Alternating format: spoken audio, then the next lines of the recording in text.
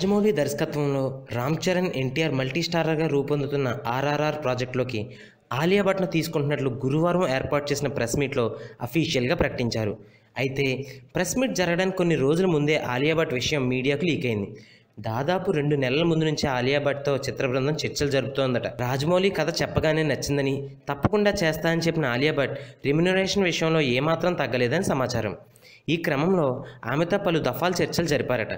ఆమె సైన్ చేసిన తర్వాతే అఫీషియల్గా ప్రెస్ మీట్ ఏర్పాటు చేసి విషయాన్ని వెల్లడించారు. ఆలియా భట్ బాలీవుడ్లో వరుస విజయాలు అందుకోవడంతో పాటు తన అద్భుతమైన యాక్టింగ్ టాలెంట్తో మోస్ట్ డిమాండింగ్ హీరోయిన్గా కూడా మారింది. పలు బాలీవుడ్ భారీ ప్రాజెక్టులు కూడా నటిస్తుంది.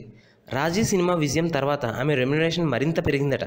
ఈ చిత్రానికి 7.5 కోట్ల నుంచి 10 కోట్ల రెమ్యునరేషన్ తీసుకుంటున్నట్లు సమాచారం. ఆర్ఆర్ఆర్ చిత్రానికి ఆలియా భట్ తాను బాలీవుడ్లో ప్రస్తుతం తీసుకుంటున్న రెమ్యునరేషన్ కంటే ఎక్కువే ఛార్జ్ చేసిందట. ఆలియా భట్ తమ సినిమాకు అవసరం, బాలీవుడ్ మార్కెట్ పరంగా కలిసి వస్తుంది కాబట్టి ఆమె అడిగినంత ఇవ్వడానికి నిర్మాత దానయ్య కూడా అంగీకరించినట్లు సమాచారం. 12 కోట్ల నుంచి 15 కోట్ల వరకు ఛార్జ్ చేస్తుందని టాక్. ఆర్ఆర్ఆర్ చిత్రాన్ని చిన్న స్కేల్లో తీయడం లేదని, భారీ మొత్తం ఖర్చు పెడుతున్నట్లు రాజమౌళి వెల్లడించిన సంగతి కూడా తెలిసిందే. మీడియా అడిగిన ప్రశ్నకు నిర్మాత దానయ్య స్పందిస్తూ ఆన్ బోర్డ్ బడ్జెట్ 350 కోట్ల నుంచి 400 కోట్ల వరకు ఉంటుందని తెలిపారు. జూలై 30, 2020లో ఈ చిత్రం ప్రేక్షకుల ముందుకు రాబోతుంది. రాజమౌళి ఆలియా భట్ గురించి అధికారిక ప్రకటన చేయగానే ఆమె ట్విట్టర్ ద్వారా స్పందించారు. ఈ ప్రాజెక్టులో భాగం కావడం గర్వంగా ఫీల్ అవుతున్నా.